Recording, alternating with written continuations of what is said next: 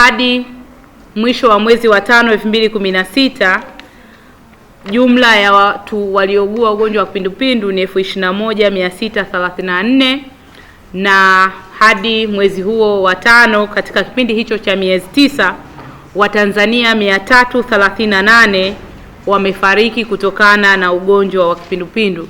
Na nisisitize kwamba hizi ni takwimu ambazo zimeripotiwa katika vituo mbalimbali vya kutoa huduma nchini katika ngazi mbalimbali. Tukiangalia takwimu za mwezi huu wa 5 na tulikotoka, kwa kweli ugonjwa tunakaribia kuutokomeza.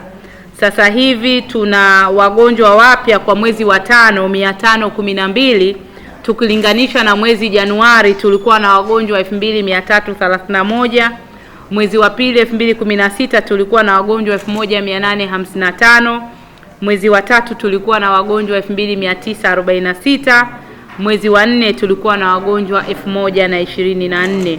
Kwa hiyo licha ya kusema kwamba kipindupindu bado tunacho katika mikoa yetu, katika wilaya zetu, katika miji yetu, kwa kweli tunayo matarajio ya kukitokomeza kama tulivyokubaliana ifikapo mwezi wa 6 2016. Serikali kuu imetumia takriban shilingi milioni 900 kuanzia mwezi Novemba hadi sasa, na fedha hizi ziligawanywa katika mikoa iliyoathirika. Na kubwa ambalo ninataka kulisisitiza ni kwamba tuongeze jitihada, tuendelee kusimamia kanuni za usafi wa afya na mazingira ili tuweze kutokomeza kipindupindu.